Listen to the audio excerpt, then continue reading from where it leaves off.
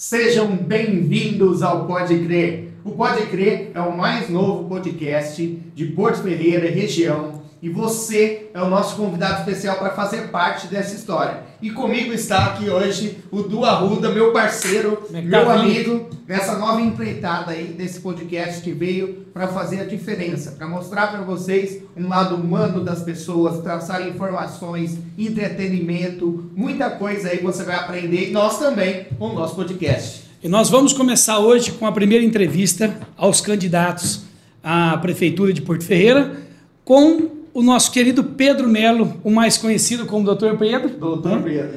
Nosso querido médico pela cidade. E a gente já vai começar fazendo algumas perguntas, né? A gente vai tentar fazer algo assim, diferente de uma entrevista. A gente vai tentar fazer algo assim, ó, um bate-papo. Nós queremos saber quem que é o ser humano Pedro Melo. Porque por trás de um candidato existe um ser humano. Seja bem-vindo, doutor Pedro. Muito obrigado, é uma oportunidade maravilhosa. Eu adorei o nome, pode crer. Pode crer. Legal, a carequinha também. Tá tudo ótimo. Maravilha. Eu espero que vocês tenham sucesso nessa empreitada. Muito obrigado pela presença. Recebemos aí essas palavras. Então, sem perder tempo, já vamos falar. Queremos ouvir quem é o Pedro Melo, da onde veio, onde nasceu, quando nasceu. Conta um pouquinho pra gente. Eu nasci em 1954, 28 de junho, véspera de São Pedro, em Recife, Pernambuco, no bairro de Gracinha, média baixa. E meus pais eram funcionários públicos, é uma empresa de saneamento do Estado. E eu tive dois irmãos mais velhos, eu sou o caçula. E na época que eu nasci, uns 3 a 4 anos, após meu nascimento, minha mãe pegou uma virose, né? Adquiriu uma virose, e essa virose, hoje eu sei o que é, mas naquela oportunidade era muito difícil de tratar, e ela ficou paraplégica, e na época o médico dela indicou que a gente fosse morar mais próximo à praia. E Recife, mais próximo à praia, seria a praia de Boa Viagem. De Boa Viagem. E é impossível uma pessoa de classe dos meus pais ir morar em Boa Viagem. O metro quadrado mais caro do Nordeste, o terceiro ou quinto do Brasil. Em Boa Em Boa Viagem. O Nordeste É difícil ir para lá. Então nós mudamos para a cidade vizinha de Olinda, entre uns 4, 5 anos. Por que essa mudança? Porque o médico indicou que minha mãe deveria, de manhã cedo, tomar banho de mar e nadar bastante no mar, para movimentar as pernas e, com isso, haver um estímulo neurológico que pudesse fazê-la voltar a movimentar. O senhor tinha 4 anos nessa época. 4 anos. Aí fomos morar em Olinda e também na casa bem pequenininha e era bem perto do mar, porque Olinda tem uma parte antiga, a parte alta, a parte baixa. Mas tem bairros depois daquela parte central e que hoje tem casas suntuosas lá. Mas naquela oportunidade não. Naquela época era mais simples. 4 anos de manhã, no final de manhã cedo, meio-dia, 2 horas e cedo da tarde. Acabou. Final da tarde. Chegava onde ele morava. E por que meu pai foi para lá? Porque meu pai conseguiu uma casinha para a gente morar. Seus pais eram, como o senhor falou, servidores públicos. Servidores públicos. Os dois. Isso. Aí minha mãe ficou afastada do trabalho, daquela oportunidade. E como eu tinha um primo e uma prima que morava também com a gente.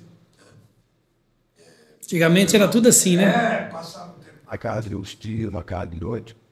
E esse primo em casa, e meu irmão e meu pai, ele ajudava minha mãe a sair da casa onde ele morava e às 4 horas da manhã ele ia para dentro do mar. 4 horas da manhã. Ela ficava de 4 da manhã às 6 da manhã. Pela dificuldade, ela não podia ir sozinha. Exato. Tinha que acompanhar. Mas, era muito pequeno, levava minha mãe para lá. O mar às 4 horas da manhã. Porque tem um ditado que se fala o seguinte, que a água do mar, de manhã cedo, ela é mais rica em minerais, rica em produtos bons para a pele, entendeu? E rica em minerais. E uma deficiência muscular, se você tem um contato com minerais, você tem tendência a absorver aqueles minerais e melhorar a musculatura. Por incrível que pareça, foi isso que fez minha mãe andar. Ela voltou, ela nadava, olha, podia, lá tinha ondas, ainda sempre fui mar de ondas altas, podia estar 4 metros de onda, ela ficava mergulhando, saindo do outro lado, e nadava. Ela nadava 2 horas todos os santos. E esse tratamento natural funcionou? Funcionou e ela voltou a andar. Ela voltou a andar. Eu até ia perguntar, o senhor tinha 4 anos. Com uma deficiência, lógico, você não podia tocar nela assim que ela caía. Não tinha o equilíbrio. Havia muita segurança. Ela andava sempre segurando uma pessoa. Então não era motor, era mais de equilíbrio? O problema era motor por deficiência neurológica. Né? Então, os pés dela não tinham o controle de você, na marcha, fazer o calcanhar antes do pé e a frente do pé. Não tinha o normal. Não andava. Jogava o pé para frente, caiu o pé, e aí jogava o pé para frente, o pé para frente. Então, ela tinha da coxa, do joelho para cima, um corpo normal. Do joelho para baixo, fininho o pé dele. Porque ele tinha musculatura. Não tinha atrofiou, Então, né? o pé dela era que tinha dificuldade. E isso ela foi até que se virou a fé, né? A fé é uma coisa que a gente... Não, e ela voltou a andar, né? E o fato dela voltar a andar e assim... E o mar foi crucial para esse tratamento. Não há dúvida.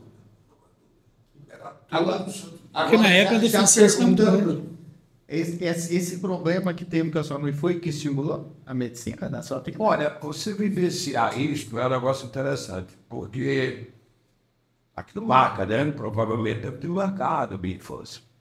E tinha um médico, doutor Geraldo, que era muito amigo da família, e ele falava que existia muito médico de família, que hoje todo mundo fala em médico de família, mas... Naquela época era mais comum, né? Saía do consultório, ia ver minha mãe, ou ia me ver, ou ver meu irmão em casa. Sabe?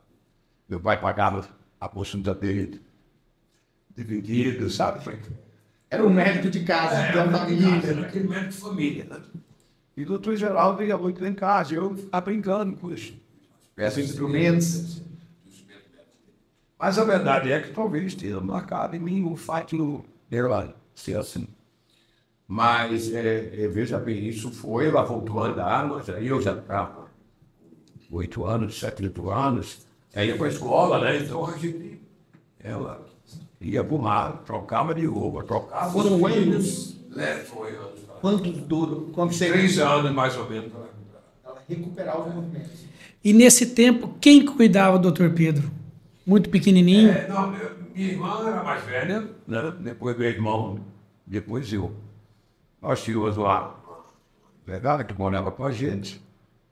E ela que cuidava, eu era o menor. E se o menor em casa humilde, meu filho, dorme com o pai, dorme com a mãe, dorme no chão. Dorme com o cachorro? Qualquer um com o cachorro dorme também. Não tem. Eu vi ter uma cama Não com tem 15 anos. desculpa. Eu vi ter uma cama com 15 anos, o que você quer? 15 anos. Então, esse é um lado que ninguém ouve. Então, isso é uma coisa que ninguém sabe, né? Com o irmão, com a irmã, eu dormia muito com minha irmã. E esses irmãos... Os seus irmãos são vivos? Não, todos já faleceram. Todos. E eles eram... O último que faleceu foi meu irmão lá.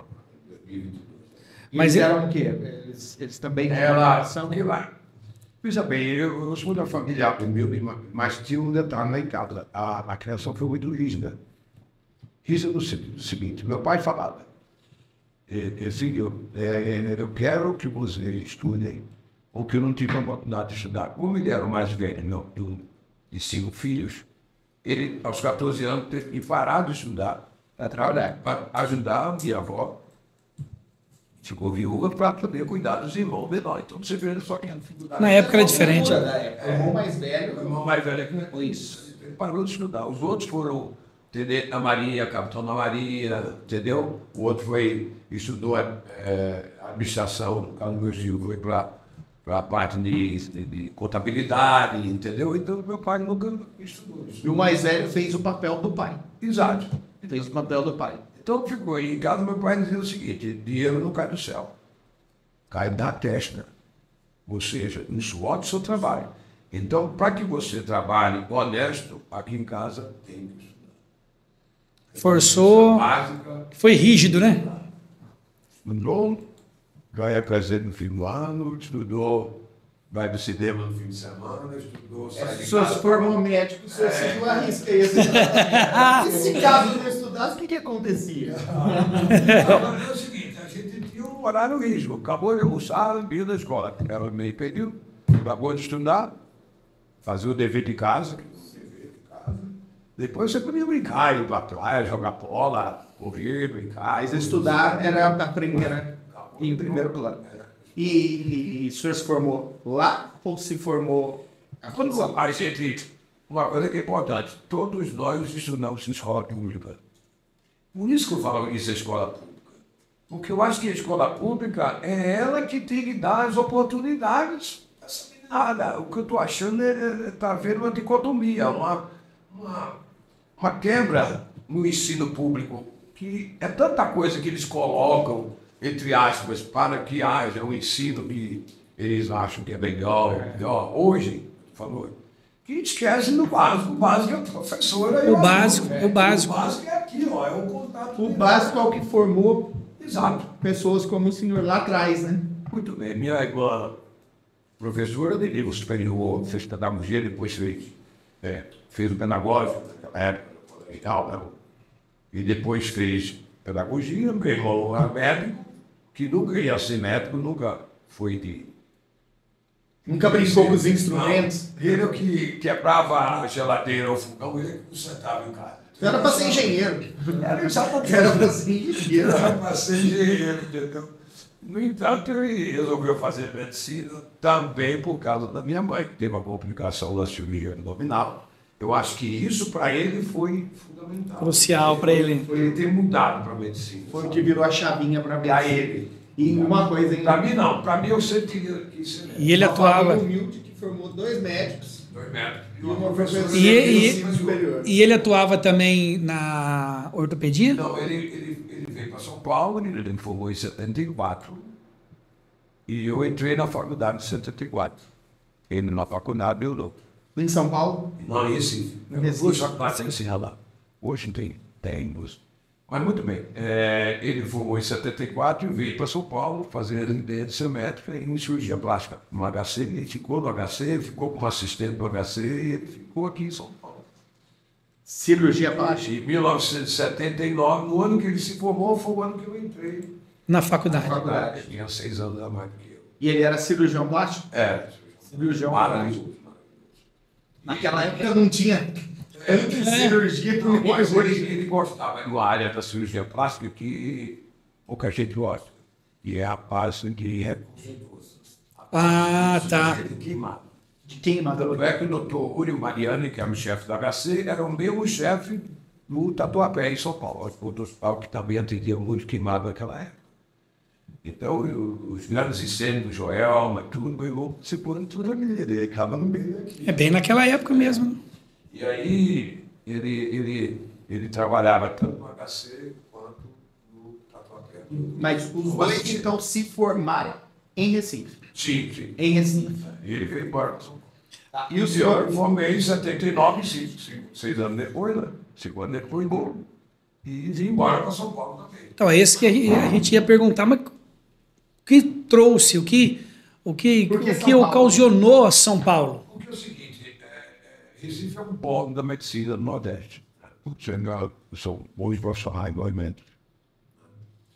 E eu me interessei em ortopedia mais ou menos no 4 de medicina. Até então, eu ia fazer cada um dos debates. Aí estamos mudando. Peraí, então vamos aproveitar que você tocou nesse assunto, porque pelo jeito o senhor gostava bastante de coração, né? Conta a história do coração pra gente. Era o seguinte, naquela época, nós tínhamos um cadáver, Urbisa, quando menos, a cada 12 alunos. Nós éramos 120 para tua e 120 na outra. E esse cadáver ficava numa mesa de alumínio, né? E coberto por plástico. E a gente ia dissecando o cadáver à medida que o professor fosse dando aula. Então o professor de anatomia ia dar aula sobre tórax. Então ele ia falar dos músculos no tórax, retirava a perna, depois tirava o músculo, tirava os ossos, tirava os ossos, abria, começava a ver a coração na mão. Até ir para o intestino, a parte de baixo, depois a parte ali, membros na cabeça. Então aquele cadáver era a alma da anatomia. E você tinha aprender as mini-veias, as microveias e coisas detalhadas. Rasgando o cadáver, abrindo ele. Nossa, pera aí, doutor Pedro, deixa eu tomar uma água. Bem dedicado. O coração do meu cadáver. Igualzinho esse que a gente vira assim, que parece. O meu coração tem diferença? E o coração dele é enorme, igual o meu. O coração enorme. Então, além de ser grande, ele tinha todas as artérias perfeitas. Era um muito só. Sim. Um pouco de ar no dente, então aquilo. Esse coração foi o primeiro coração do seu Agora, ele foi para o abdômen e o cadáver volta. No fim de semana, volta para dentro dos tanques de formol. Né? E também que a aula de anatomia na segunda-feira é horrível. O cheiro, E o cheiro, então, cheirado, né, do formol.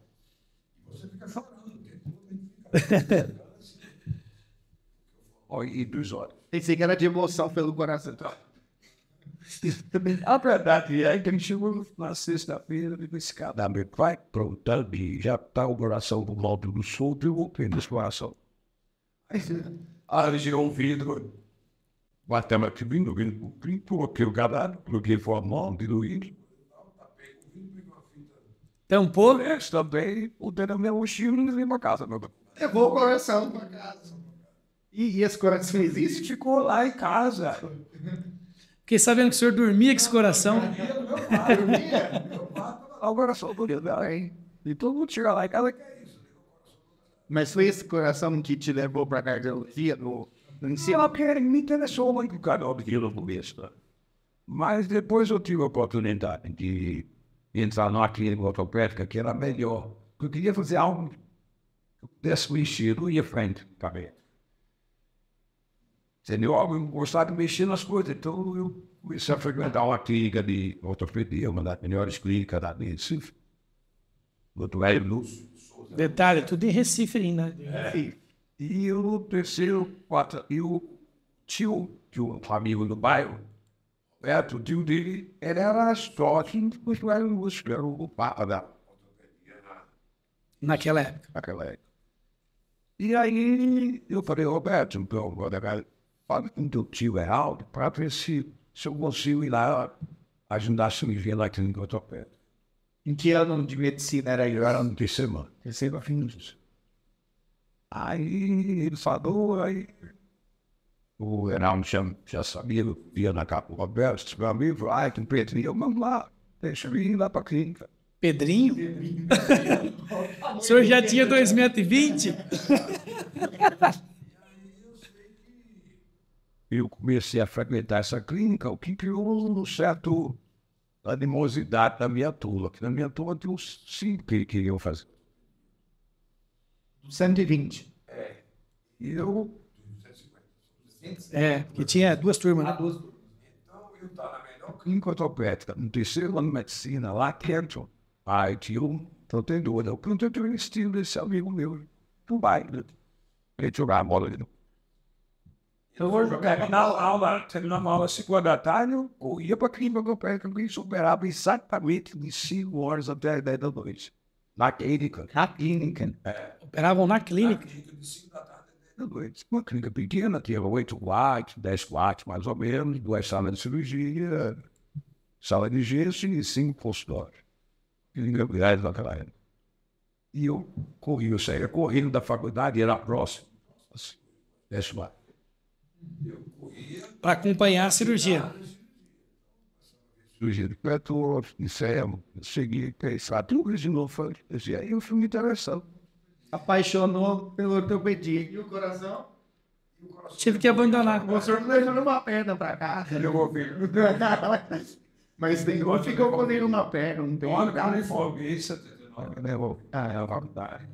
E levou aqui o coração. E na verdade, então, o senhor joga bola ou joga basquete? Na verdade, o senhor joga futebol ou basquete? Bom, fala futebol de rua, se dá brincadeira, né? Mas eu jogava basquete. O tamanho favorece, né? Ele na rua, né? Esse campinho de mais, né? E depois alguém convidou o senhor para vir para São Paulo? Não, meu irmão já estava aqui, né? Então, Ele já estava aqui, seu irmão. São Paulo mesmo. São Paulo, capital. Né? Eu quero fazer descendência lá. Ele acabou a sua formatura. Você já pode vir para cá. Para aí você já volta comigo. Eu vou picar. Entendi. Que no caso, Veio para São Paulo. já vou direto para Guarulhos. Eu estava no meu irmão na época. Sim. Mas aí você foram morar em Guarulhos ou São Paulo? Não, eu sou Paulo. São Paulo. Congonhas. Duas para Matarazzo. Primeiro eu gosto de Matarazzo, os italianos. São muito famosos. Tinha 600 leitos, uma escola enorme, né? Mas tinha maternidade, tinha o dengue na Depote, ficava perto da Paulista, ali na entrada aqui no antigo Bagulho Real, não tem mais. Mas lá na rua São Carlos tinha uma rua paralela, Paulista, entendeu? Então é um ponto de referência em medicina naquela época. Então o hospital tinha residência de ortopedia, de cardiologia, de cirurgia, entendeu? Ou entrou na residência nesse hospital? Então eu fiz a residência nesse hospital. E terminei, foi em 79. Eu cheguei lá em São Paulo, outras provas. Engraçado, quando a gente faz a rede do Nordeste, você vê que a gente enfrenta um obstáculo na vida. Mas quando se tem fé e força e vontade, a gente vai em frente. E eu fiz uma prova em 10, 12, 15 hospitais, eu me lembro, em São Paulo, na época. Não, 10 hospitais pequenos, nesse ortopedia. E toda vez na prova escrita, eu estava lá, terceiro, quarto lugar, na prova escrita. Só que tinha uma bendita prova oral. Na prova oral, evidentemente, e o hospital era ali na faculdade, etc. Daí eu no 10º lugar, só tinha 4 vagas. Na média não entrava. Que coisa aí. Nesse hospital deu tudo certo. Aí o senhor veio lá por muito tempo. Fiquei em 1980. Até 83. Março de 82, entrava outro de residência. Não é quando a gente faz a prova de residência. A prova de residência é uma prova de especialidade. Então, naquela época, hoje são 1.500, 2.000 metros fazem prova. O título de especialista. Naquela época, uns 500 mais ou menos. A gente desce um bate no lugar em todo o Brasil. Não é? Bom, Já perdi o pessoal lá e acabou esse período. E Porto Ferreira surgiu. Onde entra Porto Ferreira nessa história? Primeiro porque eu fiquei morando em São Paulo, capital. Trabalhando com... Aí fui trabalhar com aqui grava. Carlos Chagas de Guarulhos. Eu trabalhava no Hospital Moderno, na Zona Sul, trabalhava no Hospital Bandeirantes. O meu chefe assumiu o hospital. O Bandeirantes é um hospital que ainda hoje existe, na Zona Leste, na Galvão. É um hospital onde estava o serviço de ortopedia, estava lá embaixo. Aí o chefe me chamou e falou: Pedro, eu assumi o hospital, mas não deu, quando vou pegar. Se quer ir para você, eu falei: é meu. Agora. Sai lá, residência, não vou operar, não vou tratar. Querendo mexer. Doido para achar os pés quebrados por aí. Não, deixa eu ficar outra história. Eu entro pra lá. E aí, se apresentaram as diretas no hospital, eu digo: o que é o pensamento do senhor? Ele falou: do senhor, faça o que o senhor quiser. Mas eu quero levantar o ortopedia aqui. Estava fraco. O único que estava aqui, não cuidou bem no hospital, e nós temos prejuízo, e não foi bom pra gente. Digo: ó, Deus, sozinho, eu preciso de outro colega para tocar, né? Porque eu trabalho em outro lugar, e eu de manhã, e eu venho para cá, tá, o colega foi de manhã, e a gente opera na hora do almoço, no final da tarde, isso mais. Sempre um colega que está no exercício, uma coisa com o outro do hospital. Responsável. Uns 9 anos. 82 o ano Foi quase 9 anos, não foi? Não, 82 o ano todo. Quando chegou em junho, eu entrei nesse hospital, logo que terminou a residência, em março. Quando foi em junho, o chefe da enfermagem deu uma página aqui em Santa Rita, Passa Quatro. E ele mandou a escola de enfermagem enfermagem, eu pedia para os médicos do hospital dar aulas para os alunos dele. É de enfermagem. Começou, né? Eu dava aí aula, dava cirurgião, cardiologista, dava aula para os alunos dele. Foi legal, muito bacana, a maneira de você estimular, né? Sim, o estudante de técnico enfermagem, o médico falar, explicar detalhes, depois coisas, com o paciente, né? X deles. E eu dava aula, né? E eu estava saindo do hospital às 5 horas da tarde, eu ia na plantão, no carro no estado lá em Guarulhos, 7 horas, e eu tinha que sair da liberdade para ir lá para Guarulhos. Então, naquela época, eu andava lá em pouco. Se fosse hoje. Se fosse hoje. Hoje vai umas 2 horas. Se fosse hoje. Não, esse enfermeiro, quando ele fala sobre o Pedro, preciso que foi um pouquinho, vai embora para novo, porque veio a prima que caiu e eu queria que o senhor atendesse. Aí ele fala, preciso ir embora. Não, mas ela está chegando aqui no hospital. Nisso, eu observei que a prima dele era muito bonita. Ei! Valeu a pena ficar. Olha outro coração. Esse é o seu. Não. Isso foi aquela que ela teve na lipotura, muito a orelha, bastante, esmatou bastante a orelha. E o braço, ela quebrou, né? Ele fui lá, fiz o raio-x dela, tudo, e pensei, ela demoradamente. Ah, entendi. Cuidado especial para paciente do sul. Mas a verdade é que esse engessamento demorado, ela me engessa. Foi engessou o braço. Ela me engessou 41 anos. 40 anos. Tô bem, 41 anos. Não é fácil. Passamos no oral, uma coisa no tratamento. Esse tratamento que durou. 2 de julho, começamos a namorar. Aí depois. Tanto retorno do médico. Ah! Ó, você vem amanhã pra ver como é que tá. Por isso que Aí depois o senhor vem. Na verdade, depois o senhor veio para Santa Rita, não foi para Porto Ferreira. exatamente como a família da mãe dela lá. A família, então foi por causa dela. Era isso. E ela tinha uma chácara muito bonita no Santos. E o sonho dela é que a filha casasse no jantar desse chácara. Então, a gente casamos isso daí. Um ano depois, nós começamos a morar. Ela já estava com o braço curado, então. E aí casamos em 83. E aí eu resolvi que eu vou vir para ficar aqui. Em Santa Rita. Ficar. Foi primeiro lá. Olha para você ver a volta. Ela quebra um pouco o braço. Aí fiquei aqui. Isso daí, depois dessa quadra. Naquela época, poxa, eu tinha um Master América. Foda. E a gente se comunicava, os médicos, né? Assim, ó, caso difícil, pega para mim que eu não tenho condição de fazer. O outro fazia assim, então, às vezes um viajava, o outro ficava apertado, então, ó, pega aí para mim. Essa parceria. Eu, agora aqui, trato para ter nenhum custo pelo em Santa Rita. E vivi em Santa Rita até 1990, quando o Constantino e Márcio foram embora aqui. A série veio trabalhar aqui e veio outro governo, e deu aí, abriu o escola aqui e comecei a operar aqui em 1990, 94, minha mulher. Aproveitando essa deixa, o que significa família para o Dr. Pedro? Como eu falei, os famílias sabem, eu vi nossa família muito vida em termos de estrutura familiar, sabe? Meu pai, minha mãe, pegavam no pé mesmo. Lógico que, na verdade, o que ele queria era o melhor. A gente só entende isso depois. Só entende depois, né? Nossa, até o pé, bem no pé. Mas eu acho que família Então é fundamental. É a base da sociedade.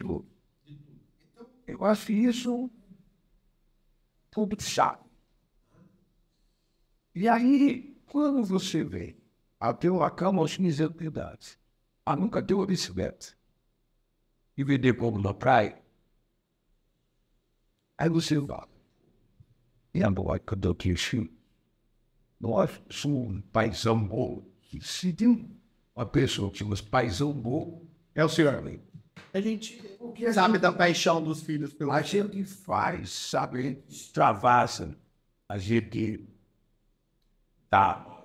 Exige também. Claro. A gente extravasa. E é a vontade de dar.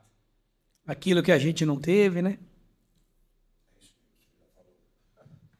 Então, isso é que talvez tenha sido, depois que passa a ter filhos, a gente fala, puxa, a responsabilidade aumentou, né? Aumentou a responsabilidade, mas ao mesmo tempo da responsabilidade, você teve aquela educação, então você quer que não exista. Filha não me dá em cola. Por mim, ele vai lá na escola. Então, isso. E a bicicleta. tiveram não venderam coco na praia. Então, você vê que aquela é a situação que a gente passa na vida, acho que a gente não quer que filho passe. E se a gente é um pai, a gente quer proteger, a gente quer fazer isso mais dentro de uma vigilância. Né? Eu nunca fui de forçar, embora tenha 2 metros de violentista, mas nunca fui de forçar a fazer medicina. Lógico. O senhor influenciou de alguma forma. Mas é evidentemente que é sempre assim, a profissão de medicina, os pais sempre influenciam. Mas é um chamado, tá? É um chamado. Não dá para ser Para fazer médico. medicina, você sabe muito bem que parte da família vai sofrer. Vai sofrer. Porque, por exemplo, você, hoje é sexta-feira, meio-dia, mala pronta para ir passar o fim de semana em Portugal. Telefone tocou. Acabou. A família tem que ter uma paciência, mas não é fácil, né? Você tem que olhar no cima, não é fácil. Você Não, é complicado. operando Natal, operando. É complicado. Só mais difícil que ser médico é ser esposa de médico. Você vai saber escolher. As colegas médicas que queriam casar comigo. E uma delas era essa existe. Eu digo, nossa, mãe do céu, você não deve falar um pouquinho mais alto. Também não quero largo, tá? Mas Não. você tem uma situação que E você também tem que entregar a tua vida para a medicina praticamente, porque é diferente. É uma profissão chamada. você não imagina o que é ser médico. Então, por isso que às vezes eu penso assim, ó, não, eu até admiro a sua profissão, eu admiro muito. Mas assim, qual foi o chamado para sair da medicina e para entrar na política? Que é totalmente... Isso aí já tá. Na verdade, você tem o seguinte, quando você estuda, você... Onde está a política? Onde está a política da nossa? Analisa. Na verdade, está em todo lugar. Todo lugar. A política está no mercado, está na roupa que você adquire, no carro, na casa, a sua alimentação, no imposto que você paga. Isso não tem que andar.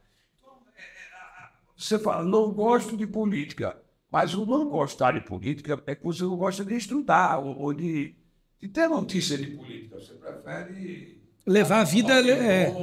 Mas isso muito em culpa de todo o cenário que nós vivemos desde lá atrás. Por isso que as pessoas têm aversão à política. E outra coisa, a aversão também pelos maus exemplos. E você tem que levar em consideração isso. Por isso que todo O mau mundo... exemplo do político, ou a classe política, é tanto mau exemplo que você fica imaginando. Ou ela te faz retrair, ou te faz... Afastou as pessoas. Mas Até hoje eu vejo uma certa aproximação da população. Mudou um pouco essa geração que está vindo, ela está se interessando um pouco mais. Pela política. Mais querendo saber da história e querendo saber o que faz política. Porque antigamente era era tradição de família. Ah, eu voto desse, meu pai votava, meu... Eles acham que dizendo assim, não, eu voto desse porque meu pai E hoje a geração mudou. Mudou realmente. A geração é outra. Mas essa colocação política... É porque a gente vê também, quando a gente, você vai notar, você sou muito jovem, você vai notar como passar. Obrigado pelo jogo. Com o passar da vida de vocês, você vai notar que vocês foram obrigados a estar envolvendo ou ouvindo alguma coisa. Se envolvendo de alguma Agora, Porque foram quantos anos? nacional, estadual, seu e Sim, sim. essa municipal está mais próximo da gente. Mas eu digo assim, é como ele está fechado desde quando se formou. Desde quando se formou, sempre ali na medicina. O ritmo da vida dele inteiro foi em cima, clinicando quantos anos mais ou menos? Eu tenho 45 45 anos. 45 anos formado agora. 45. Quer dizer, 45 anos clinicando. Haja perna, braço. Eu estava 18 mil, né? Eu vi. 18 mil. E você fez a primeira cirurgia, como que foi da história do... Não, mas aqui não é o seguinte, eu sempre procurei. Eu sou uma pessoa que está estudando muito. Em medicina exige que você estuda. Estude para que você não fique para trás. Das mudanças. As cirurgias que eu fiz em 1980, hoje, são ridículas. Que coisa. Eu tenho cirurgia que eu digo, meu Deus do céu. Como é que eu fazia essa porcaria? Era o galera. Você entendeu, Dozendo? Se vai. Ainda bem que evoluiu. Nossa, que maravilha eu queria fazer. Mas ela evoluiu. Hoje, fazer uma cirurgia dessas. Mas é. Mas é. Eu fiz uma cirurgia. Eu fiz uma cirurgia no joelho há uns 10 anos atrás. E hoje, quando eu fui fazer de novo, mudou totalmente. Justamente por conta disso, né? A tecnologia vai mudando. Mas bom não ficou, não. Porque não joga bola, não faz mais nada. Eu, com 50 anos, é passar a estudar. Tem que ver a artroscopia. Eu fazia cirurgia de joelho aberta para tirar uma riscos e tal. Sim. Depois virou... E aí eu tive que voltar a estudar. Pra voltar a estudar à noite. Eu saí daqui do Porto, sexta, quinta-feira à noite. Ficava muito de madrugada, ficava por via na estrada. Eu vou criar uma mulher abrindo. Fica suruba, por vida parava lá, então eu pegava o ônibus embora. Passou o balde de conhecer, sexta-feira eu chegava lá. Para aprender para a escola paulista. Para aprender a artroscopia em joelho de porco. Mas severamente é nosso. Ficava lá. Ferro segurando de você. Olha para a televisão e operando e ferindo um pouquinho ali. E quem era o professor? O filho do meu chefe. Que era o teu... Aquele era... Outro chefe. Meu, né? Outro assistente. Que o pequenininho. Eu chegava na casa do meu chefe, ele chamava, E ele era o teu professor. Agora. Hoje ele estava te ensinando. Olha a medicina como é que é. como é que é interessante. E eu comecei a operar meu ginásio lá a fazer o curso prático, que eram 6 fins de semana, né? E era sexta, sábado, voltava domingo inteiro. Entendeu? Então era muita aula, joelhinho, a gente até que depois eu comecei a operar com ele. Hospital em São Paulo. Foi para a prática, mas Tem para poder pegar a prática. Hoje, eu jogava videogame. é um joystick. Só que você, hoje tem que pagar. Hoje não, você vê operando sem essa tecnologia? Claro que sabe, mas hoje não faz mais parte. Praticamente, você não Zero. cirurgião. Faz mais. Ainda Tipo joelho, tornozelo, essas coisas. Ligar dentro desse meu cortezinho aqui, ó. Mas muito menos invasivo. muito agressiva. Tá. Aí é que se a gente entrar no... E a primeira artroscopia de joelho. De Porto Ferreira? Foi. Primeira prótese de joelho, quem fez o corpo? Prótese de quadril. De quadril também, né? O torpedo tem história. Na verdade, até agora nós ouvimos... Era isso que a gente queria ouvir. O Dr. Pedro que as pessoas não conhecem. Nem nós conhecemos. Aqui, esse podcast precisava ter umas 3, 4 horas só para ouvir essas histórias. A primeira história. É muita história. Eu tive um paciente aqui interessante. Era uma doença, uma deformidade que ele tinha. Eu sabia a indicação da cirurgia, porém, tinha que ter um macete para a cirurgia dar certo. E era 50 vezes. E eu tinha um congresso em São Paulo, Congresso Brasileiro de Ortopedia, em 1905. Eu estava aqui, e não, eu aí precisava ter um macete dessa cirurgia. Eu ia no Congresso Médico, assinar via o horário da aula sobre aquela deformidade, assistia a aula do professor, ele saía da aula, o pai gostava dele. Professor, precisava ter o pai, estou, a gente normalmente pode achar aqui, você não pode ver, espectro sobrecida, precisa aquele pontozinho ali, que o senhor dá ali. Sem isso, eu notei que o senhor ali na aula, aí ele sentava. Os detalhinhos, né? Então, é assim, você faz assado. Se você fizer assim, não liga tão bom. A prática ensinava mais. E eu levei o bastante. Porto Ferreira, na ambulância da prefeitura, para o Congresso Médico, arranjou a cadeira de roda, que não ia dar. Arranjou a cadeira de roda dentro do Congresso Médico, tinha os visitantes de material ortopédico. Ó, quero a cadeira de roda para tirar um macete. Avisei o vigia, olha, a ambulância vai chegar em 10 horas. Você vai deixar entrar nessa área especial de professores aqui, expositores. E um paciente que vai dizer, mas não. Se a ambulância chegou lá, olha aqui, a aula de 9 às 10 eu estava assistindo a aula, mas já tinha preparado tudo. Arranjei a sala, o paciente ficar para o professor examinar. O professor examinou e eu voltei para cá, mandei o paciente em volta, que fiz o sentido. Então, isso é você procurar fazer as coisas, sabe? Qual o intuito disso? Qual o crescimento? O intuito é fazer bondade, é ajudar para você estudar e aprender e buscar sempre. A medicina, se não houver amor ao próximo, ela Não tem jeito. Não tem jeito. Sem amor, É, você fala de política, a política está aí no nosso dia a dia. Eu sempre gostei de política. E minha esposa também, ela adora. E aí...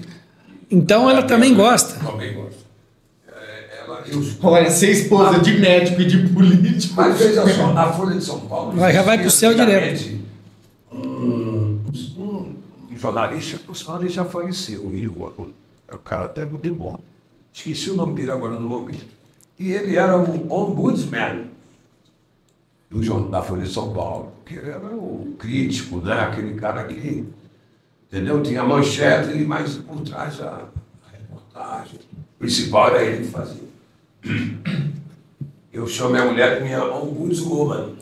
Por quê? Porque eu chego em casa à noite, eu estou tomando minha sopinha, meu arrozinho com ovo, e ela vai me contando as novidades da política do Brasil todo naquele dia. Então ela se interessa mesmo. Então ela me passa tudo, de modo que eu sou um cara atualizado. Você já fica super atualizado. Por ela. Ela me faz o resumo. É que assim, fugir do assunto política não tem nem como, até pelos não tem jeito. Hoje vivendo essa situação, mas o senhor começou então, sempre se interessou, sempre gostou de política e entrou aqui para vereador. Foi o primeiro cargo político que você exerceu, foi de vereador? Foi de vereador. Foi a primeira eleição disputada? Eu participei, logo que eu cheguei aqui no Porto, eu participei. Que ano que foi que nós eu cheguei aqui no 90, não foi? 90 para trabalhar, eu trabalhava em Santa Rita do Porto, em 94 eu me mudei. Mudou para Porto Ferreira. O Brasil foi campeão do mundo e o senhor mudou para cá. Eu aqui, mudei para cá. 4 de setembro de 1994 eu me mudei para cá. Desculpa, 4 de setembro de 90 eu comecei a trabalhar aqui. E em 1994, mais ou menos em setembro também, eu mudei para cá.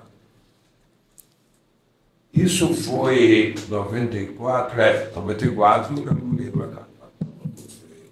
Então, é outra coisa. Quando foi em 1998, eu tinha 4 anos aqui, morando aqui, Eu me candidatei, tive 200 lá no então o senhor já começo. foi candidato lá atrás, vereador. Vereador na época. Fiquei como suplente, né? Suplente. Mas assim, ó, pra gente deixar esse assunto resolvido, o seu carro, o MP Lavra, você não vai vender. Esse Voltou cara... nessa história do MP Lavra. A gente conversou com ele.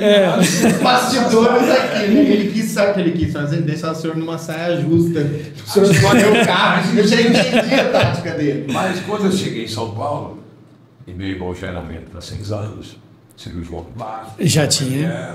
Já tinha. Consultório, uma posição social. Ele tinha um. Aí eu fiquei babando. Então tá aí o motivo. Mas os anos foram se passando. Nunca tive. Nunca teve carro. Não, então tá bom. Então isso aí, Felipe, você esquece que isso aí você não compra. Já sabe que você não Então, por enquanto. Mas. Pois aí, então eu entrei em política agora. Então foi 98. Depois eu Não sigo mais, porque os filhos passaram a ficar adolescentes, então ele, como disse você, eu sou um paizão, então eu procurava, no tempo em que eu estava livre no fim de semana, para poder ficar com os filhos. de campo, para viajar com eles aqui com uma cidadezinha perto. Curtir os filhos. Os filhos se formou? Aí ficou eu mesmo com o esposo em casa. Aí eu 2021, né? vereador, 2021. 2021 foi pós. A eleição foi em 2020. Porque eu sei que o senhor fez um A trabalho. eleição foi em 2020, a gente está subindo em 2021. Eu sei que o senhor fez um trabalho na época do Covid que foi. Isso como médico, isso é uma história interessante, sabe? Eu vou resumir, porque foram 850 famílias, não estou falando de pacientes, famílias que tratei aqui no Porto. E nessas 850 famílias eu tenho uma morte documentada. O problema é que naquela época, veja só como é a participação da mulher. Eu estava assistindo um domingo de carnaval, o Globo Esporte, de manhã cedo em casa. Gol do Corinthians ou não? Não me lembro não. Não me lembro se era gol do Corinthians. Aquele Globo Esporte que sempre passa esporte de várias modalidades, no domingo de manhã, vôlei, coisa e tal. Então assim, aí veio a mensagem que estavam suspeitando, domingo de carnaval. É isso mesmo. Começou desde... Estavam suspeitando de um paciente que veio da Itália, muito rico, na quinta-feira, na sexta à noite, ele fez uma festa na casa dele no Morumbi, com muita gente, 50 convidados, e que no sábado ele amanheceu com febre e foi internado com a pneumonia no Albert Einstein. E hoje, domingo de manhã, estão suspeitando que é Covid, porém só vai ter o resultado do exame na quarta-feira de cinzas. Ora, quem é que ia parar um carnaval do Rio de Janeiro?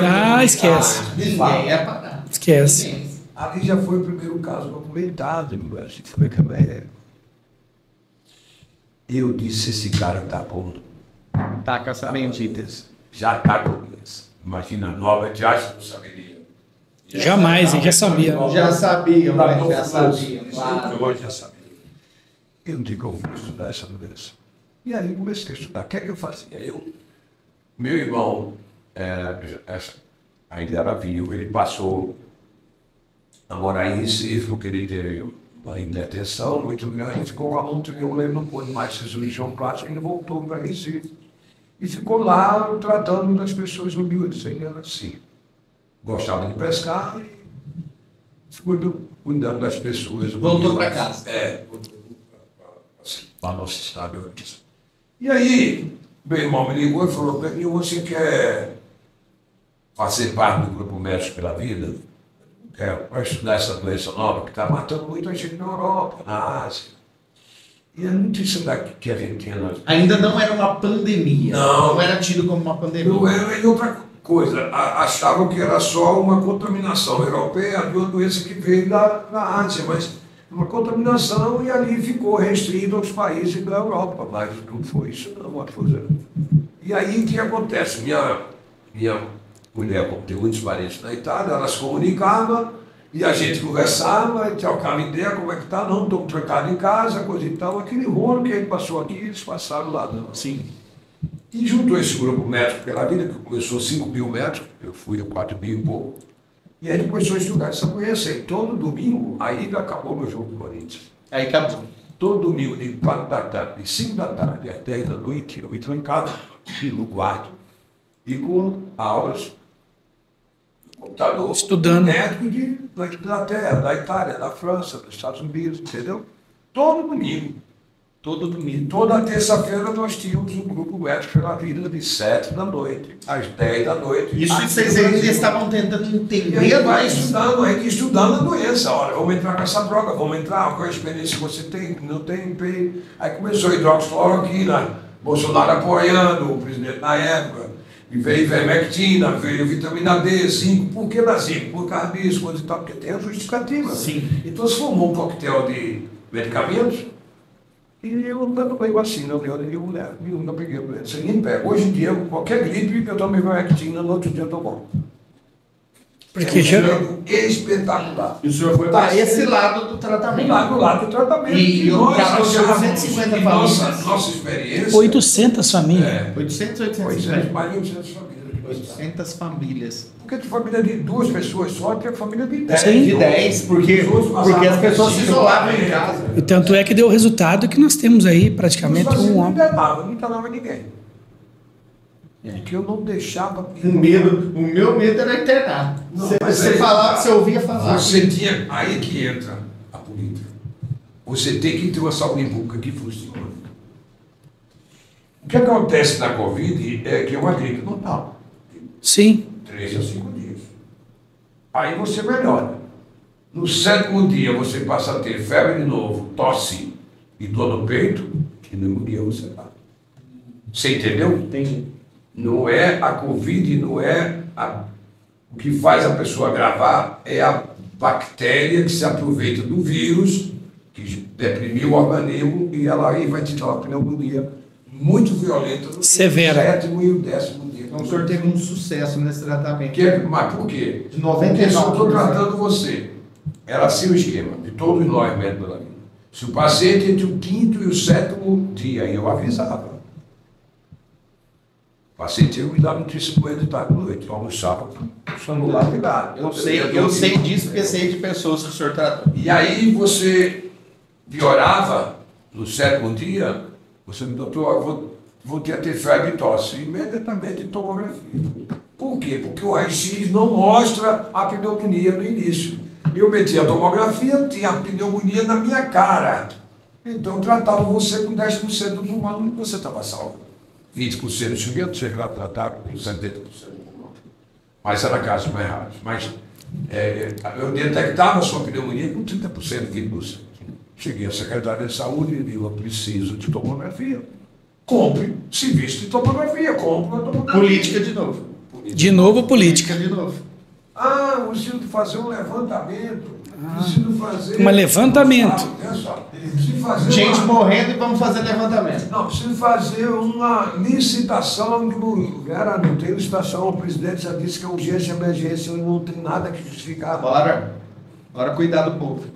Mesmo assim, ela me conseguiu, depois de alguns tempos, uma pneumonia, uma tomografia em Limeira, o americano.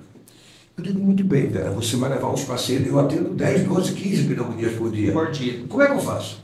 Você vai levar esse paciente no ônibus? É. E se no ônibus o cara entrar em ciência respiratória, como é que fica? Você vai mandar parar em Pirassununga, Arara, Leme, até chegar... Você entendeu Fazer onde é que volta estava a no bolso. cabeça? Quer dizer, você aceitar uma licitação ridícula numa cidade a 60 quilômetros da gente para colocar o paciente, e mesmo que se fosse um, e se esse paciente vai parar na respiratória? No meio do caminho não tinha que fazer. Morre no caminho. Você entendeu onde é que está a política? Tá aí também. Foi por isso que aí o senhor... E aí, Agora, em uma 2000, prova que não precisava de licitação, uma prova. É que o dinheiro que Bolsonaro, eu não quero aqui dizer presidente, Sim. o presidente da época, Sim. comprou, mandou para cada cidade do Brasil para alimentação infantil, no período inclusive de férias, para que a cidade alimentasse as crianças. Eles comiam na escola. Sim, depois não Aí estava... começou a lavar. Então, onde está a licitação? Quer dizer, foi mais importante comprar uma van de 250 mil do que me dar 400 exames de tomografia. Era 400 vidas que tu A vida salva. E aí, depois de tudo isso, o senhor na eleição seguinte Sim. já entrou como vereador. Não, no mesmo ano, né? 2020, né? 2020. 2021. Agora conta pra gente a história do 777. Vai, conta pra mim. É o seguinte, eu era de um partido que o número era 17 do partido. E o vereador tem 5 números. Você tem que escolher mais 3 para completar os 5. 5 números. Aí minha esposa falou, olha aí, Olha ela de novo. Minha esposa falou, filho, o partido é 17. Você atende muita vovó. Essa vovó sou louca por você, vai votar em você. Ela não enxerga direito. Muitas delas tem que pôr óculos, fala aquelas teclas. Se ela ficar procurando o número, ela vai teclar errado. Então ela falou, põe o 17, que é o partido, e repete o 777. Para ficar mais fácil ali na hora. Mais fácil, a vovó põe 777. Até acabar. Vai ser a cara do número da perfeição. Pronto. Você sabe, né? O número 777 é o número da considerado, né? Exato. Resultado, qual foi a quantidade? Quantos votos eu tive? 777 votos. Tá vendo? Isso é coisa de lá de cima. Esse é algo diferente. Tem Né? jeito que não seja. Não poderia ser 778, 779? Mas eu sou um cara pessoal. 777. Você está entendendo? Minha mulher mesmo fala uma coisa interessante, o filho. Toda vez que vocês vão passar por isso, vocês são jovens, casados, e a gente tem falha na nossa vida que tem nossas baixas E altas. altas. E às vezes fica tudo no meio assim. Então, evidentemente que a gente passa por fase de dificuldade. Não é lição, não. A gente tem que ter fé. Eu sempre fui uma pessoa de muita fé. E foi nessa fé e perseverança que eu venci todas as batalhas da minha vida. Entendeu? Eu me dedicava mais. Quando eu tinha 4 metros, eu olhava para cima, rezava e eu ocupava um outro 4 metros. Você entendeu o que eu estou dizendo? Então, quando você tem uma pessoa com essa obstinação, com essa vontade de ir em frente, eu sempre fui assim, nunca fui de arredar pé, nada, eu sempre fui assim. Ela aí falava para mim, filho, nós estamos numa situação difícil, não? Mas vamos esperar até quando? Calma, vai dar tudo certo. E aí, ótimo. Fechava, a janela abria, eu via a luz do sol maravilhosa. Fechava Então, de um lado. Não perdi a fé nunca. Nunca perdi a fé. Então, o que acontece? Quem pratica o bem sempre recebe. Sim, que a gente planta Não a Bíblia. tem Né? jeito. Isso é Bíblia. A gente Plantou, não colheu. tem jeito. Eu sou sujeito. Pedro, e ela isso mesmo fala, a frase dela, alguém lá em cima gosta muito de você. E depois que você caiu no lado de dentro da política, até então conhecia, até então conversava-se muito sobre política, mas aí o senhor entrou na política. Aí vem as nuances da política. O que você achou de estar do lado de dentro agora? É o seguinte, aí vem aquela coisa que você fala, né? Como você diferenciar o bom político do mau político? É só você ir para Brasília, mostrando para você ir para São Paulo, para a Lespe. Você tem que estar dentro do meio. Sim. E eu, como vereador, fui a Brasília várias vezes, fui à Câmara, a Lespe, a Assembleia Legislativa do Estado de São Paulo. E olha, eu posso dizer a você que eu conheci pessoas que pensam no Brasil, pensam no nosso bem, sabe? Como país, como Estado. Então não dá para generalizar que só existem maus políticos. Exato, não dá. Não dá para Você conhece pessoas do bem, você sente nas atitudes e na maneira de você dialogar, que você vê que é uma pessoa e vê nos projetos e nos pensamentos que...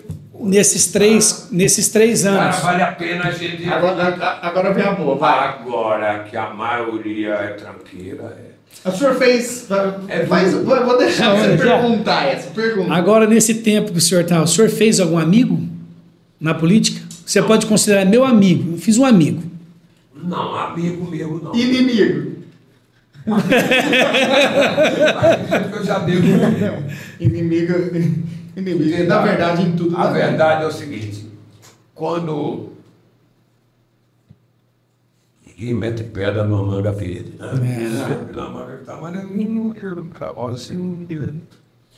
Por que eu estou falando isso? Porque eu sempre procurei fazer as coisas como vereador de uma maneira que eu pudesse defender a população, você está entendendo? Então, fiz pela minha origem. Pode ser. Simples, né? Pelo que eu tive de infância e juventude, então, você não quer que aconteça com as pessoas isso. E se você perguntar, por que você quer ser prefeito? É por isso. Para ajudar as pessoas. Eu não quero que aconteça isso. Eu não quero que falte alimentação infantil. Eu quero que as crianças comam proteína. Não adianta deixar de massa. Mas o Senado não quer comer proteína. Senão não está raciocina. Não posso admitir que uma pessoa de idade que tem dificuldade de andar nos ônibus que nós andamos aqui na cidade. Isso é carroça de 20 anos atrás, isso é mesmo.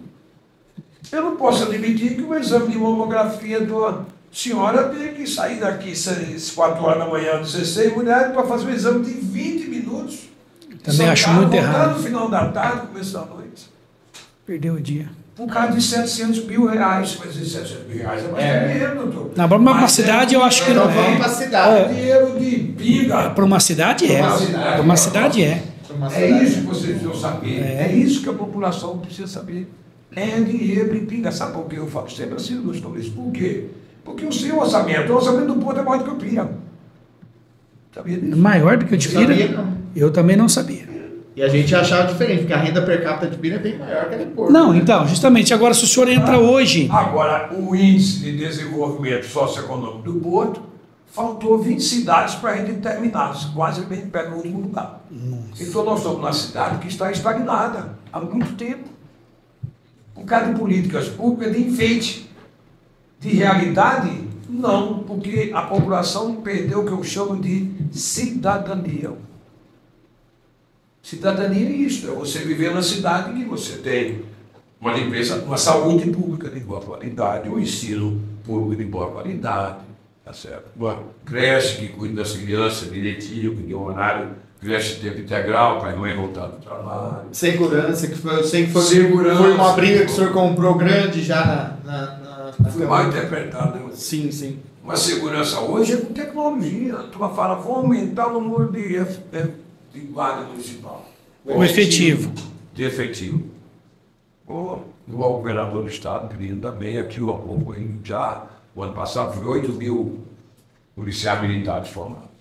Esse ano já saiu 4 mil no primeiro semestre, talvez saia 5 ou 6 agora no segundo semestre. Então ele está aumentando o efetivo como se nunca. Nós tivemos 28 anos de PSDB aí, mandando no estado de São Paulo, que deixou o nosso estado perdendo, vamos assim dizer, muitos pontos para estados menores, como Minas, como Paraná, em termos de desenvolvimento socioeconômico. Então, nós fomos perdendo isso. Talvez o governador agora resgate um pouco isso. Então, hoje não se faz só segurança pública com aumento de efetivo e armamento. Tem outras tecnologias. Tecnologia, né? Tecnologia. A câmera digital fala... Reconhecimento facial. Não pode, logicamente, estar ligado no celular da mulher, né? Porque aí ela Não, faz isso não, doutor. Não, esse tipo de segurança, só a segurança pública. Vamos falar só da segurança pública. Mas, por exemplo, você hoje, na guarda municipal nossa, você liga o treinamento, você liga o drone sobe, vou lá na Vila Maria. O drone vai, você vai, ó. Vê lá, Vila Maria, como está. Eles, os drones mais simples, eles voam 10, 15 minutos sossegados. Sim. Então, em volta, faz a filmagem toda. Se for à noite, tem um drone de infravermelho que filma A imagem perfeita, a imagem perfeita. Tecnologia eu gosto um pouquinho. Meu. Como se fosse de dia aqui, meu. Sim. É um negócio impressionante. Então, não precisa o guarda sair para a rua para ficar rodando no carro. Olha a economia. Olha a economia para o município, né? Hoje, os drones são usados para fazendas, para cuidar dos gados, do gado, ver se houve algum gado que morreu, se a cerca quebrou. Então a ideia do senhor... A usar drones, hoje em dia todas as cidades... Usar a tecnologia ao nosso favor. Não é só a muralha digital. A muralha digital é uma torre, Sim. um poste que ele fica rodando. Você vai ver na praia, você vai ver em várias cidades aí do litoral, até em Resende do Rio tem, no próprio Rio de Janeiro, e lá vai rodando uma luz azul ali. Você vai andando normalmente pela calçada, o guarda aqui está vendo. Os camaradas não é daqui, não é daquele CNPJ. Já puxa na hora. O SIC, o CPF. Puxa a capivara. Puxa a capivara. Puxa a Entendi. capivara. Você com a moto. Cuidado com andar na prática. Entrou a moto, a placa da moto identificada, a moto foi armada. Então não precisa você estar com um guarda especificamente na rua para ficar parado com um carro para identificar. Entendeu? Política pública diferente, né? Diferente. Então você não precisa aumentar tanto. Você tem que dar treinamento para a Guarda Civil Metropolitana. Tem vários guardas civis aqui que reclamam que não tem treinamento. Está falho, porque está para aprovar no Congresso agora, eles vão passar a ser polícia municipal. Mas tem que ter treinamento para isso. Então, por que não está sendo treinado já? Capacitado. E tem cursos gratuitos, sem custos para a prefeitura. Legal. Você entendeu? Então, você vê, eu estava falando de quê? De cidadania. Você pede educação, saúde, segurança, limpeza pública, 8 mulheres para varrer uma cidade. Como é que pode pode acreditar nisso aí? Você imagina, são 8 mulheres que varrem a nossa cidade. Estou ouvindo essa informação agora. Há 8 anos que é assim. Foi a primeira vez. Então você vê como a nossa população está ausente da política. Está perdendo as coisas assim, a olho nu, e ninguém reclama. Precisa dar um berro, precisa dar um grito. Sim. 8 mulheres, já me acalmei na Câmara várias vezes, 8 mulheres. Até parece que o cidadão. A varrer a cidade toda e que não varre. Ele faz um quadrilátero. A 24 de outubro, a Zambuja, a Cerâmica Ponte Ferreira, as duas pistas. Fisicamente. Mas fisicamente, não é só fisicamente impossível. Essas mulheres, mesmo nesse quadrilátero, elas adoecem, eles são minhas pacientes no posto de saúde. Joelho estragado, pé com calo, entendeu? Não tem jeito, impossível. Não tem jeito. Não fecha a conta. A cidade Qualquer cresceu. mulher que chega em casa no sábado, trabalha na semana toda, vai solução, vai lavar a casa, limpar, tal, já vai preparar a massa para o domingo, avisar o marido para comprar o frango, lá de manhã cedo, vou para a panaria, E uma que Porto Ferreira agora agora. ela limpar a casa toda que arrumar 4 horas da tarde, ela acabou o pé para cima, descansar. Agora Essas mulheres. Então. Agora eu te pergunto, com 50. Quantos bairros tem? Mais de 50. Mais de 50 bairros por mundo, que eu nem sabia que Porto Ferreira tinha tanto bairro. Mais de 50 bairros. Não consegue nem memorizar o número que faz. Não, o senhor me assustou quando me contou que tinha mais de 50 bairros por E Ferreira. 8 mulheres, como é que vai? Impossível, não tem jeito. É impossível. É impossível, então, a turma fala, mas isso é perda de cidadania, a cidade está suja, é a cidade mais suja da região hoje em dia. Dos Calvários são 48 pessoas que vai. Nossa cidade é metade da nossa, um pouquinho mais ou menos. Santa Rita 26. Poxa, Santa Rita é um exemplo. Né? Um exemplo. Limpa. Você entendeu? Então, Entendi. isso é política pública. Isso é política Vocês pública. não perdem. Todos nós estamos perdendo, assim, todo mundo não fez para acontecer e achando normal. Doutor Pedro, Mas aí que tá. O senhor tocou num ponto que eu achei interessante. Nós estamos nos acostumando com. Exato. Com a falta da cidadania. Pra gente estar virando normal. Faz parte. Jogando na nossa responsabilidade muitas coisas que talvez seriam. Agora, reclamar na internet. Agora, o pessoal reclama. Foi uma boa. É. Uma pergunta boa da internet. Reclama na internet.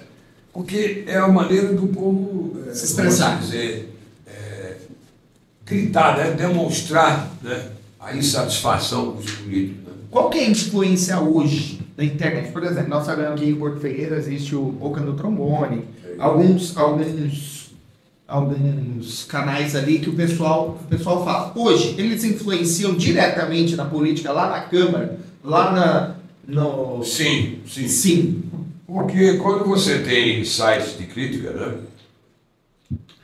Muito veladas, vereadores, eu não ligo não, eu Mas quando o senhor faz uma vida pública... Se a gente for se preocupar, Não. criticando, você não vai agradar a todos. Impossível. Mas o que é que eu tentei fazer no quarto ano de vereador? O que eu tentei fazer foi para justamente mostrar à população que ela tinha uma pessoa ali que estava E representava ela. Eu briguei muito com esse mano de PTU, gente. Briguei demais. Agora o advogado me procurava aqui, acolá, que eu estava, a turma dizia, Pedro, você vai terminar sendo preso. Eu não estou nem aí. Porque eu não acho justo. Mas existe motivo para isso e a população aceitou e ficou calado. Você acha que a Você população me ficou presta calada? 26 milhões hoje. Se você tiver, lógico. Eu vou te pagar daqui em 6, 8 anos. 8 anos, vai. Tá bom para você? Você me presta? Lógico, você vai ganhar dinheiro bastante nesses 26 milhões que você vai me prestar. Você vai ganhar 60 e poucos milhões. Em 8 anos, é triplicado. É quanto nós estamos devendo dos 26 milhões de empréstimo que eles chamaram aí de pacote de investimento para construir uma ponte, que podia ter conseguido com o governo do Estado, ou o governo federal, pela ponte do Córrego de Santa Rosa e os parques aí, e alguns asfaltos da cidade. Então, esse empréstimo vai engessar o próximo prefeito. Isso dá uma média de 8 milhões por ano. 8 milhões é muita cirurgia que eu posso pagar para as mulheres aqui, para os homens, para as crianças. É muita consulta que eu posso pagar Dinheiro que para as seja direcionado à especialidades mais difíceis que não encontrem facilidade de marcar consulta em São Carlos e Araraquara. São 8 milhões por mês. E quais medidas seriam possíveis para resolver isso? E desses 20... Mesmo estando engessado, o que dava para fazer? Pronto, chegou a pergunta que você que não quer calar, né? Como é que você vai assumir uma prefeitura com déficit violento desse? É isso? Então, Eu costumo dizer assim, colocar o dedo na ferida. Estancar a saída do esgoto. Porque algum dinheiro está saindo da prefeitura e precisa descobrir de onde é que é para fechar as comportas, senão vai continuar fluindo. Por isso que eu estou dizendo a você que o próximo prefeito tem que ser muito honesto. Porque senão ele vai aumentar a nossa dívida pública para depois de 4 anos essa cidade Não caminha mais. não caminha mais, está tudo parado, estagnado. E pior do que agora em 2024. Entendeu o que estou dizendo? E agora... Se não houver uma pessoa, não quero aqui elogiar nem criticar ninguém, qualquer dos 4 candidatos, mas se não for uma pessoa que esteja pensando em sanar as dívidas da prefeitura e administrar, dando cidadania, dando o básico, não quero construir uma ponte daqui para Descalvado, entenda, só um exemplo empírico, né? Mas colocando a coisa em ordem, valorizando o funcionário público na realidade, porque existe com meritocracia, não com favoritismo, entendeu? Sim. Favorzinho para lá, favorzinho para cá. Diminuindo... Era a velha política. Né? Diminuindo os cargos de confiança, que um critica o outro. Comigo vai ser menos. Depois de 1 ano, 2, está igual ou mais. Igual. Entendeu? Então, hoje nós temos mais de 100 cargos de confiança, 120, 130, por aí, você já chegou até mais. Então, o que acontece? Isso é um déficit mensal para a prefeitura. 50, 60 pessoas no máximo. Porque se você tem um serviço público funcionando, você tem bons funcionários lá. E se você tem bons funcionários lá, você pode selecionar entre eles aquele que pode fazer parte da sua equipe. Com isso, você vai economizar. Não vai contratar gente de fora. Entendeu o que eu estou dizendo? Então vai ter choque, vai ter que ser um choque. Vai ter muito trabalho. Na verdade, é um choque de gestão. Teria que haver cortes para poder endireitar essa Não há dúvida. Senão nós vamos afundar de uma maneira tal que essa cidade vai ser insustentável. Como o nosso país está partindo para isso. Tem que haver um choque. Senão não tem que haver um choque. Não pode continuar. Tem que haver um choque. Essa vai ser a bandeira que o senhor vai levantar? desse choque? Eu não quero ser melhor do que ninguém. Eu só penso o seguinte. É minha maneira de falar até nos meus comícios, quando eu falo para as pessoas. Quando você tira de um lugar, alguém perde no outro. E normalmente são pessoas de baixa renda. Eu entendo que a população humilde vai sofrer mais. É que, na verdade, no resumo... Então isso me dói no coração. Então eu não quero que isso aconteça. Porque enquanto a desigualdade for muita, entendeu? Então eu entendo, no resumo... Aquele pessoal vai continuar sofrendo. No resumo, você quer corrigir a educação, corrigir a saúde, corrigir o... Essas correções, muitas vezes, não são grandes. Algumas serão. Algumas serão radicais. Na área da saúde... Eu não posso deixar o pronto-socorro com dois médicos atendendo. Não. Isso aí é maluco. Isso aí todos nós reclamamos no dia a dia. Saúde é o principal, né? É o principal. Você ter coisas que a gente tem que tomar uma ação maior, sabe? Você tem que comprar consulta dos colegas que estão aqui, e vão fazer parte do serviço. Sabe da necessidade. É um programa chamado Médico Cidadão. Você tem neuropediatra, por exemplo, se tiver algum aqui, eu não me lembro se tem vários médicos novos aqui para trabalhar aqui na cidade. Mas, por exemplo, você tem ótimos urologistas aqui. Você tem ótimos cirurgiões. Muito bem, doutor. Ótimos pediatras, por que não tem no serviço público? Não está oferecendo financeiramente? Tudo bem. Quanto é a consulta, doutor, do senhor? O senhor não trata pelo convênio, a R$70 a consulta? Qual é o dia mais fraco que o senhor tem no seu consultório? Pedro, é sexta. Eu vou lhe mandar 20 consultas do SUS a R$50. São R$1.000. Vezes 4, sexta-feira, você tem R$4.000. Você paga secretário, aluguel do seu consultório, água, luz, telefone, gasolina no seu carro, isso duvidar. Mas você reserva esse dia, você tira a fila do Pego 20 consultas pediátricas e coloco dentro do consultório dele e compro. É médico cidadão. Legal. Porque tem um detalhe. Isso já funciona em algum lugar? Rio de Janeiro. Rio de Janeiro? Se você... Em várias cidades, viu? Estive vivendo de perto. Se você tem um médico em que ele não participa da sociedade, a tendência desse médico é ir embora. Uma cidade pequena. É verdade mesmo. Uma cidade pequena. Verdade. O médico que se destaca é aquele que atende o empregado e depois o patrão. E o patrão. Você entendeu? Ou o filho do patrão, ou a esposa do patrão. Essa a diferença, porque o médico que se destaca é aquele que torna-se conhecido pelo que ele faz de bem em qualquer especialidade médica. As vidas que ele salva, a dedicação que ele tem com os pacientes, a atenção e participação junto a todas as classes sociais. Independente de quem. Independente. Então, eu acho que... Para médico não existe CPF. Exato. Não existe CPF. O senhor tem um vigor de um menino novo. Eu fui jogador de basquete. Joguei basquete até quase 50 anos. Ensinei meu filho, inclusive, a jogar, né? Eu tenho 1,30 m de pé, né? Então eu já... o meu tamanho. Eu corria bastante. Só de perna. Eu corria bastante, entendeu? Eu corria muito. Corria na praia, na beira-mar. Então eu chegava primeiro do que os outros na faculdade. O senhor está em forma ainda hoje. E eu não tomo nenhum... Olha, 70 anos eu estou. Não tomo nenhum medicamento. Nenhum medicamento. Não tem diabetes, não tem hipertensão, estou com a cabeça boa. A única coisa é um pouquinho surdo. Mas, fora isso, aí não. Tá firme, então cheio eu de ando vigor. na rua aí, meninas que vão me acompanhando aí dos santinhos aí da não consegue andar. Não me aguenta. Não digo, dá melhor conta. vocês irem duas quadras à frente, porque eu alcanço vocês. Mas isso é legal. Olha, doutor, o papo está muito bom. Era isso que a gente queria, conhecer quem é o senhor, essas histórias. Eu acredito que o senhor um dia vai ter que voltar aqui para continuar contando para a gente. Porque olha, tem muita eu coisa. posso dizer uma frase, eu digo, minha vida é bonita, sabe? Porque... O senhor é realizado? Porque, eu ia falar isso agora, você tirou a palavra. Eu posso me considerar um sujeito realizado.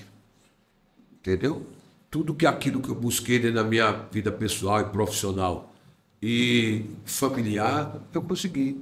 Então, isso é a realização de qualquer homem.